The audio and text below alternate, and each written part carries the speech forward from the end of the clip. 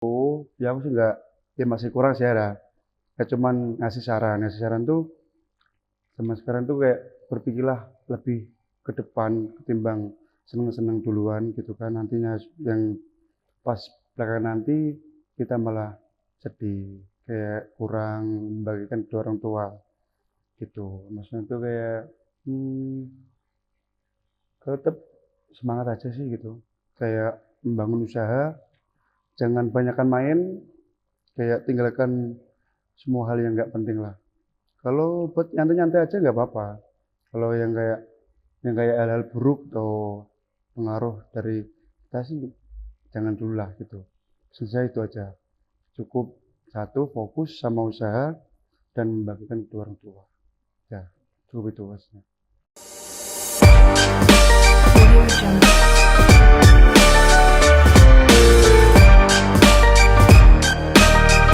Halo semuanya, halo semuanya, selamat datang di podcast Miftahul TV. Tempat kita ngobrol santai dan penuh inspirasi. Hari ini kita kedatangan tamu spesial yang punya cerita menarik tentang usaha yang potensial, yaitu kelapa tua. Mungkin banyak dari kita biasa dengar kelapa muda yang seger itu, tapi kelapa tua bisa jadi apa saja loh. Langsung saja saya sambut narasumber kita. Halo Mas. Ya, Gimana nih kabar hari ini? ya alhamdulillah baiklah. Boleh perkenalan dulu nih Mas dengan Ya, siapa? perkenalkan nama saya Muhammad Julfari Said, lahiran 2000 bulan Maret tanggal 14, Sedemak gitu, Desa Kedondong. Lagi nyantai juga ini. Gitu Mas. Biasanya di waktu senggang Masnya ngapain sih? Waktu senggang ya biasanya kalau nyantai ngopi lah di rumah, Ada hobi apa beristirahat. gitu yang disukai? Hobi sih nggak terlalu ini sih, paling main bola kalau sore gitu ya. Bola kayak gitu. Enggak, cuman anak sekarang kan bisa silat ya Mas. Oh ya kalau malam gitu Malam ya malam ada, gitu. ya kalau ada siswa Mas latih gitu ya, terus kita berangkat kadang gitu. Soalnya ya alhamdulillah saya juga sebagai itu ketua ranting IKSPI Kerasakti Kabupaten Demak kota lah gitu. Kalau ngomongin makanan atau minuman favorit, ada gak sih Mas yang jadi kesukaan nih? Kalau minuman favorit ya biasa paling es jeruk lah. Kalau Jeruk. makanan ya nasi goreng toh. Ya semua makan semua oke. Semuanya dimakan gitu Mas. Ya bukan semuanya, maksudnya yang makanan yang matang itulah yang halal. Ya pokoknya itu. Sebelum kita bahas tentang kelapa tua, saya penasaran nih Mas. Kamu tipe orang yang suka ngopi sambil ngobrol santai atau sambil diem aja gitu? Ngopi sambil nyantai gitulah. Ngobrol nyantai. Sebelum serius usaha dulu itu sibuk ngapain aja sih? Saya sebelum usaha itu mendaftar TNI atau Polri. Cuman ya belum rezekinya ya kan. Saya dari lulus SMA 2018 langsung siap-siap latihan, terus menyiapkan kesehatan, cek jasmani, rohani ya kan. Ya fisik, ya kalau ada tes langsung berangkat, ya belum rezekinya lah gitu. Itu dulu sempat Langsung daftar TNI apa sih? TNI AU di Jakarta Timur, Halim tempatnya. Itu berarti setelah lulus SMA itu langsung pengen ikut daftar TNI gitu Mas? Iya, jadi pengen ikut daftar TNI, soalnya kan dulu orang tua ceritanya jadi TNI, tapi nggak kesampaian ya. Saya juga suka, ya apa namanya, cita-cita saya juga situ. Makanya saya serius, ya namanya belum rezeki. Itu 2018 lulus SMA, langsung mulai latihan persiapan sampai 2021. Itu saya umur mendaftar setelah apa usai. Jadi nggak habis itu umur udah selesai nggak bisa daftar lagi.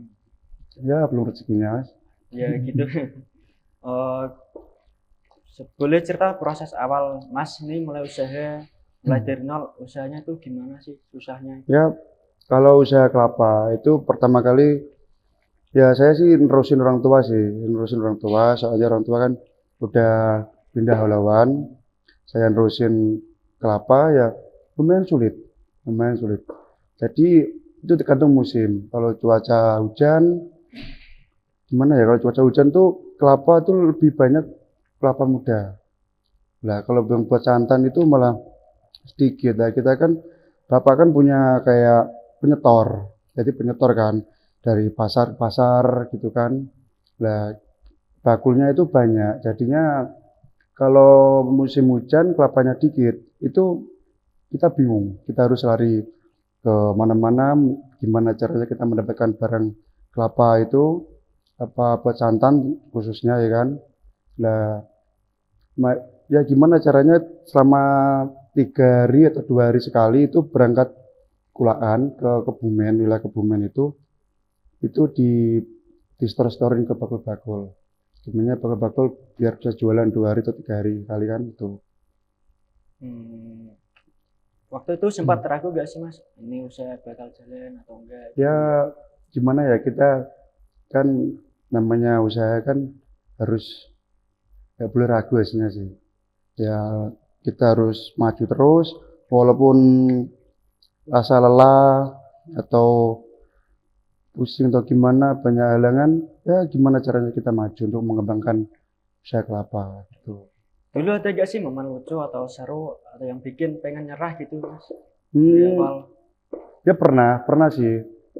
Pas waktu 2023 kemarin kan kelapa kan booming-boomingnya harganya mahal itu kan. Nah, harganya mahal satu butir tuh sampai 20.000 sampai 25 ya sekitaran itu.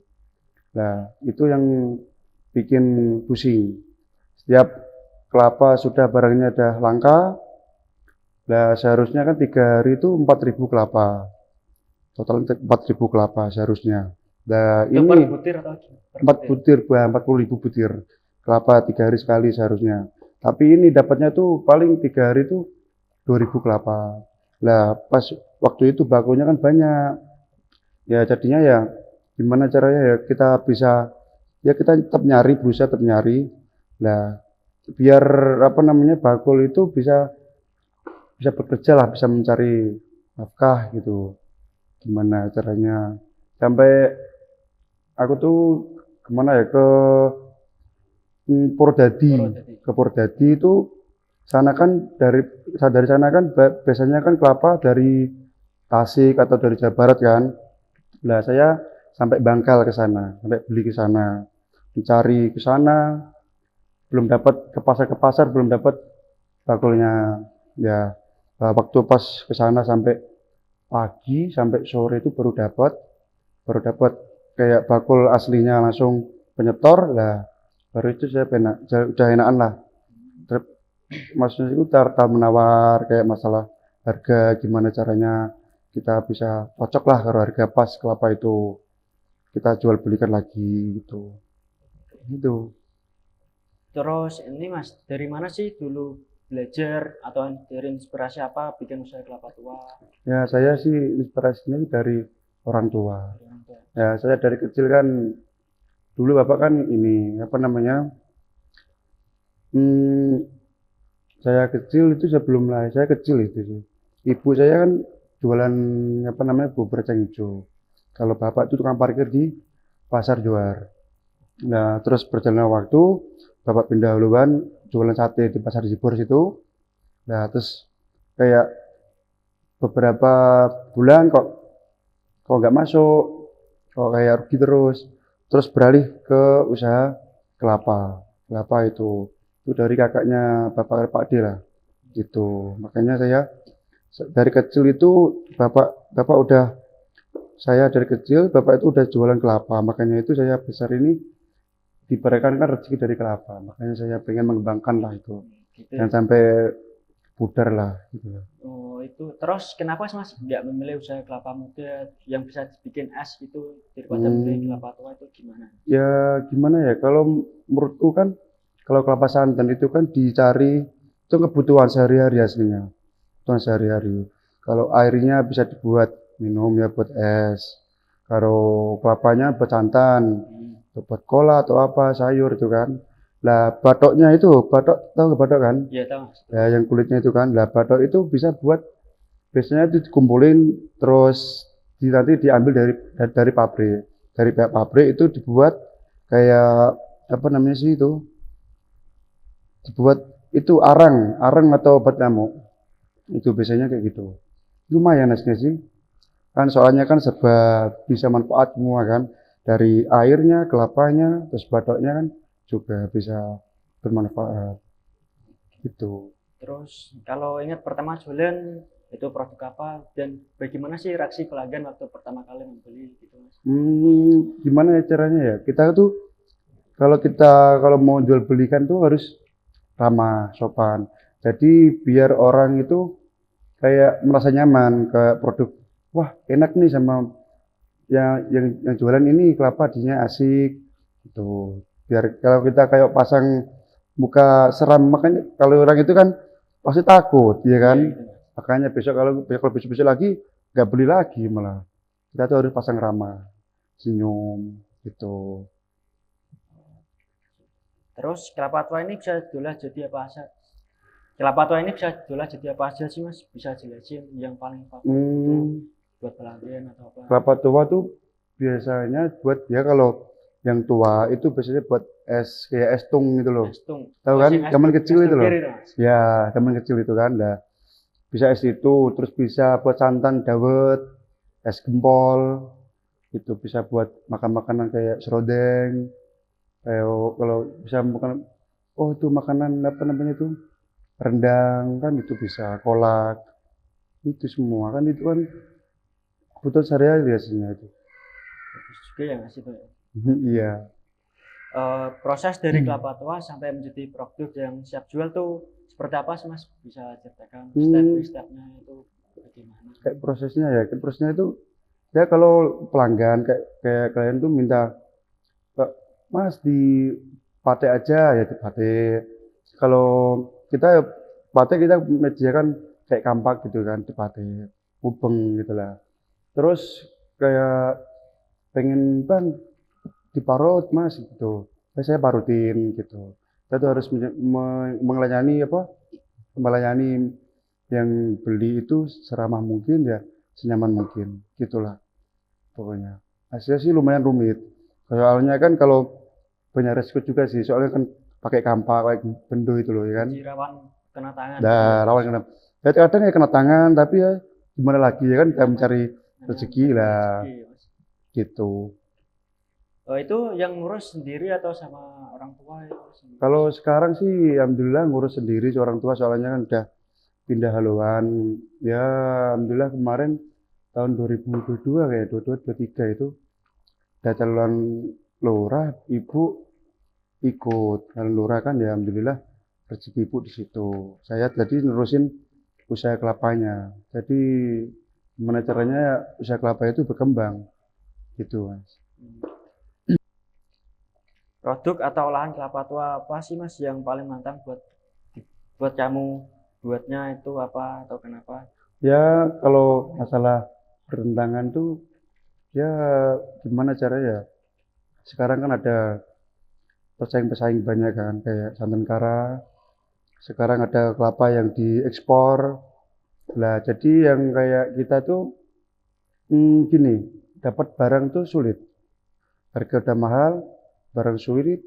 Kayak harga jualnya tuh ya bisa kalau naiknya terlalu tinggi nanti masyarakat kan ini terlalu ini kan apa ngeresah, apa jadi gersah itu kan. Iya. Ya kayak enggak nyaman masa kelapa zaman sekarang gini-gini mahal kayak gini-gini gitu. Padahal sekarang itu nyari barang itu sulit Susah. ya karena kan diekspor ke luar negeri juga ya kan. Terus buat santan kara itu di pabrik itu yang kemasan itu ya kayak gitulah Cara pokoknya. mengatasinya tuh gimana sih Mas? Cara mengatasinya ya gimana caranya kita hmm, ya alhamdulillah kan aku kan punya bapak kan dulunya kan punya ini yang di Kebumen itu kan punya gudang ya kan, gudang bapakku sendiri.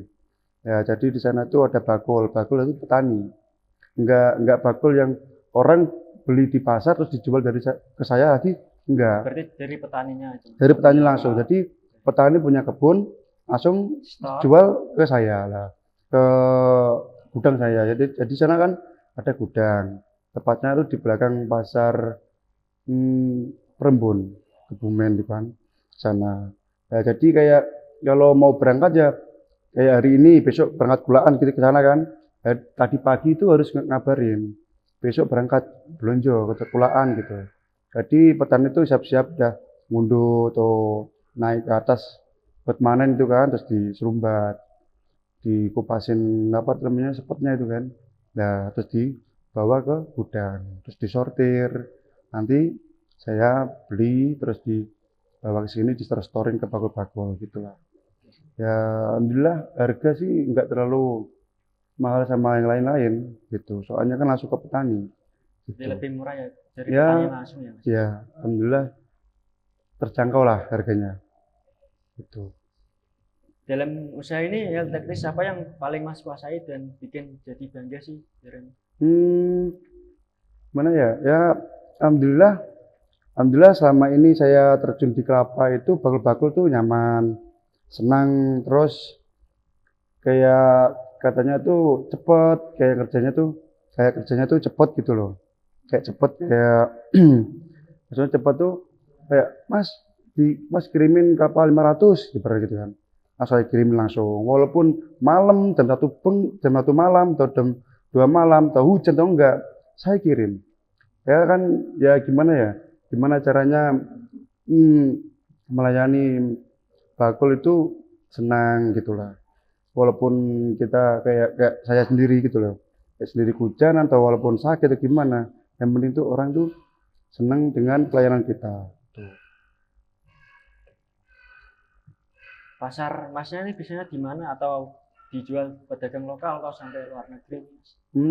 Kalau luar negeri sih belum sih. Belum. Tapi ya belum ada rencana sampai situlah. Soalnya kan itu kayak ngelobinya tuh terlalu jauh juga. Terus ya terlalu ribet. Kita cuman cukup jual di pasar sama di restoran bakul-bakul per pasar-pasar gitu. Kayak berapa pasar, pasar Bonang, pasar Demak, pasar Jebor, pasar Gajah, pasar Dodong, terus Kudus, pasar Dawe, nah situ. Bagaimana sih cara membangun hubungan dengan pelanggan Mas agar lebih baik lagi? Kita tetap komunikasi walaupun kayak habis apa namanya tetap komunikasi itu kayak di grup gitu kan kita membuat grup kayak buat grup kita bahas apa bercanda-bercanda apa gitu biar tuh kayak bakul tuh sama saya tuh bukan bos sama bakul biasa tuh enggak. Kat itu kita gimana caranya kita membuat persaudaraan gitu loh. Kayak saudara kayak gitu loh. Apa namanya? Hmm, biar jadi sedulur kabeh lah gitu. Tali silaturahmi gitu. Lah satu rami Lebih gitu. mempererat gitu. Nah, gitu ya kita baiklah yang penting gimana caranya kita silaturahmi itu baik. Tuh. Kalau ngomongin soal pemasaran Mas, bagaimana strategi Mas yang Mas pakai seperti media sosial atau dari omong mulut ke mulut gitu? Pertama dulu sih dari mulut ke mulut, sekarang sudah dari kayak media sosial atau dari Facebook gitu kan. Nah, kayak gimana caranya ya? Ya kita dari mulut ke mulut ke tawar menawar sana dari kayak ya dari Facebook gitu, sosmed gitu juga. Berarti sering Ya, post-post di sosial media ya gitu ya. sering-sering lah, sering. Tantangan paling berat yang pernah Mas hadapi selama jalani usaha kelapa tua ini apa aja sih Mas? Tantangan paling berat ya. Tantangan Tantangannya? paling berat tuh hmm, cuman ini sih, cuman nyediakan badan kuat dan sehat sih aslinya. Cuman itu. Cuma itu doang. Ya, cuman Kalau sama pikiran gimana caranya kita bisa berkembang dengan di usaha ini gitu aja. kalau soal pemasukan tuh gimana sih tantangannya? Ya, Maksudnya soalnya susah kan atau enggak? ya soalnya pemasukan kan gini kan. Saya kan dari bapak saya dulu kan sistemnya kan gini. Saya storin ke bakul, kalau mau kulaan lagi sama 3 hari lagi, nanti kita baru narik. Gitu enggak. Jadi enggak kayak gini. Kayak ada uang, ada barang itu enggak. Saya itu kata bapak saya itu gini, saya kan dari keluarga nggak punya dunia kan ya sampai sekarang alhamdulillah lah gitu kasih rezeki gitu jadi kita tuh harus ingat sama yang dulu sama yang ngasih gitu ya kita saling membantu. Jadi kita meringankan. Kalau sistem saya itu meringankan. Soalnya kan gini, saya kulaan kelapa dari modal saya dulu. Saya storin. Saya storin tuh bakul nggak bayar. Berarti Jadi, biayanya itu belakangan gitu Mas. nah, bayarnya itu belakangan. Kalau sudah mau, kan 3 hari sekali berangkatnya kulaan kan. Ya, nanti 3 hari sekali narik lagi gitu, narik. Kalau ini narik ini udah mau kulaan besok. Nanti malam kelapanya datang lah gitu. Baru gitu. Jadi kan kita sama-sama enak gitu loh. Nggak saling memberatkan. Gitu. Cuma kadang kalau ada orang kayak nakal sih, ah Mas, potong ya setengah dulu ya, pasangan sepi. Setengah dulu ya gini. Padahal sedangkan apa habis. Kadang ada kayak gitu, ada yang kabur juga kayak gitu. Resiko sih semuanya. Ya, namanya usaha ya Mas. Nah, Resiko. ya kita tuh harus hadapi semua. Gitu. Gimana sih cara menghadapi seperti masalah tersebut sih Mas? Mas, Yang kayak ada masa, lari gitu pas oh, pembeli belum membayar gitu. ya kita sih nggak terlalu mengatasi kayak seperti itu sih hasilnya sih gantungin aja sih ya kita melihat kalau ada bakul baru yang mau masuk kita lihat-lihat aja kita kayak ya jaga-jagalah ya maksudnya tuh dia mau bayar langsung ya nggak apa-apa kalau bayar kalau orang baru tetap kalau ada bakul baru itu masuk itu harus bayar dulu kayak maksudnya tuh ada uang ada barang gitu kalau kayak bakul udah lama ya kayak tadi sistem tadi saya storin gitu Storing soalnya kan biar takutnya kan menghilang gitu kan ya namanya orang kan kita kan rezeki kan nggak tahu jadi kita ada was-was juga sih hasilnya gitu. pernah ada titik di mana Mas ingin menyerah saat usaha kelapa tua ini Mas? Atau Hmm. apa yang membuat masih bertahan sampai sini? Oh kalau menyerah sih belum sih Belum. ya masih semangat kalau walaupun banyak rintangan banyak halangan gitu kan masih semangat kalau apa yang tadi Apa yang membuat Mas masih bertahan di oh usaha masih kelapa bertahan. tua? Kalau saya masih bertahan dan masih semangat tuh karena saya tuh dari kecil, dari sampai besar ini, aku tuh dibesarkan dari kelapa. Jadi itu gimana caranya terus Bapak, gimana caranya saya mengembangkan kelapa dan mempertahankan ini. Walaupun sesulit itu. Soalnya kan Bapak dulunya kan dari nol kan sesulit itu sampai jauh-jauh dulunya kan ngebis belum punya angkutan truk sendiri kan ngebis sampai Demak sampai Kebumen tuh ngebis sana ya di tidurnya di depan-depan toko ya kan walaupun hujan panas jadi perjuangan orang tua harus saya yang ini menjaga lah ya semoga sih bisa berkembang gitu Dari dari usaha kelapa tua ini apa aja sih Mas pelajaran yang Mas dapat? dari kelapa tua ini Ya, ya dari usaha kelapa tua pelajaran apa? banyak sih saya semenjak terjun dari kelapa tua ini terjun satu tuh kelapa tuh banyak manfaatnya. Terus kayak terjun di lapangan langsung, kayak di pasar, bertemu masyarakat, bertemu orang-orang yang lebih tua dari saya ya kan.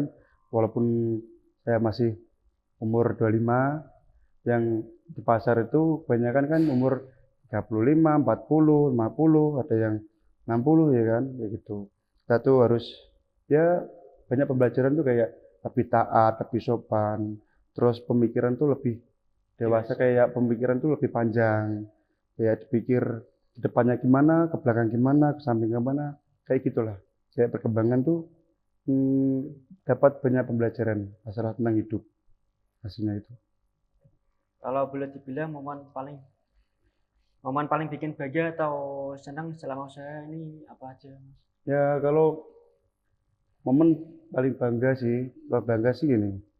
Hmm, saya sih bisa ngumpulin, alhamdulillah bisa ngumpulin nabung ya kan, ngumpulin uang buat nikah-nikah sendiri, kadang ngasih orang tua, ya itulah bangganya seperti itu. Kan bangga dari kayak kita tuh kayak ngalahkan semua lawan atau apa itu enggak. Cuma bangganya tuh bisa nabung sendiri mandiri gitu lah. Itu tidak menggantungkan orang tua, bangganya di situ. Terus bagaimana Mas mengatur waktu atau bagaimana Mas mengatur waktu atau tenaga biar tetap lancar saat usaha Hmm, gitu? Gimana? ya gini sih, kalau kayak habis jualan kan berangkatnya kan jam 3 pagi kan, nanti subuhan di pasar. Berarti Soalnya pagi-pagi banget ya Mas ya berangkatnya. kayak petang lah, matahari belum muncul kita tuh udah muncul duluan di pasar ya kan gitu. Jadi nanti saat subuhnya di pasar, soalnya kan pasarnya kan ada masjid di situlah. Ya dari situ kayak nyantai sih sampai jam 12, jam 12 tidur. Udah sampai asar lah. Sampai asar, nanti sholat asar, sore nyantai. Itu kalau malam terkadang ya kayak nota-nota kayak kayak kelapa masukan kemarin. Atau itu tuh di nota, di kayak cek-cek bukunya gitu udah. Ya kalau kalau nggak ada kerjaan itu ya main sama temen nongkrong ngopi lah gitu. Jam ya nggak terlalu malam sih, jam 10 atau jam 9 udah pulang tidur istirahat gitu. Untuk ke depan apa sih rencana atau mimpi besar yang Mas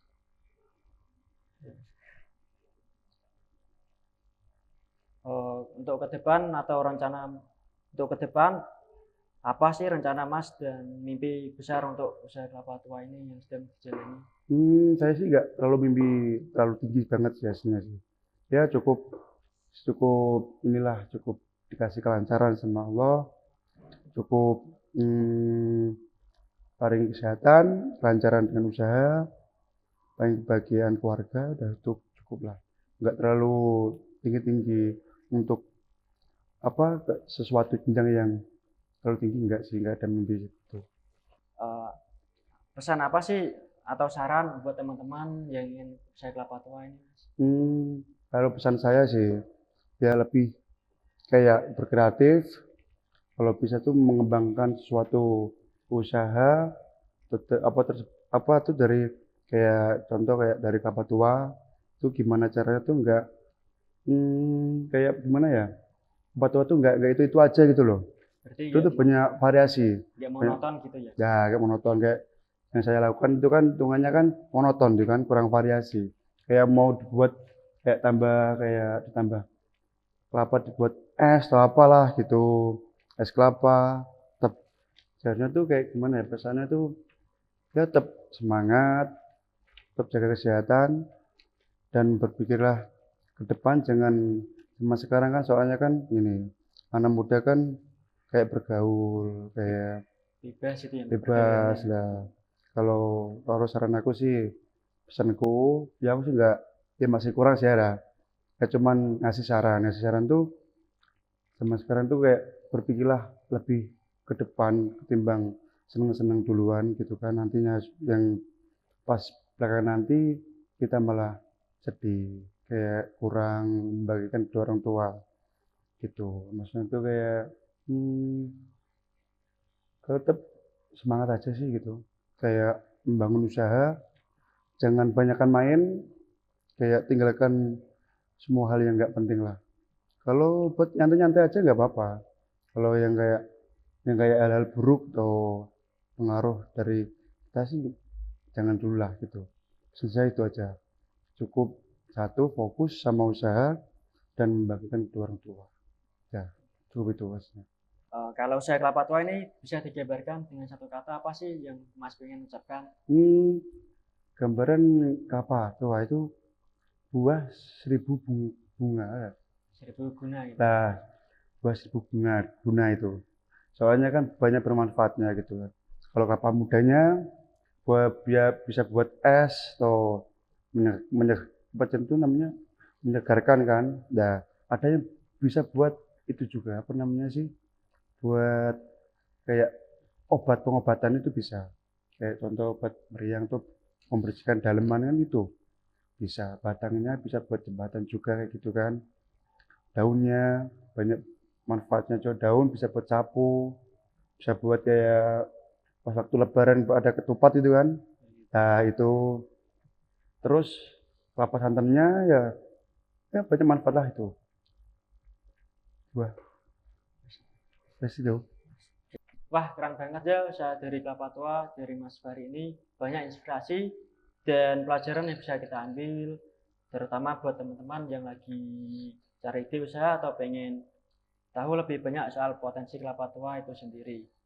Terima kasih banyak sudah mau berbagi cerita ilmunya Mas Fahri. Ya, sama-sama, Mas. Semoga usaha Mas Fahri tambah lebih berkembang ya. Amin. Ya, semoga lah, amin. Untuk teman-teman, terima kasih banyak yang telah mendengarkan podcast saya dan sampai jumpa di podcast selanjutnya.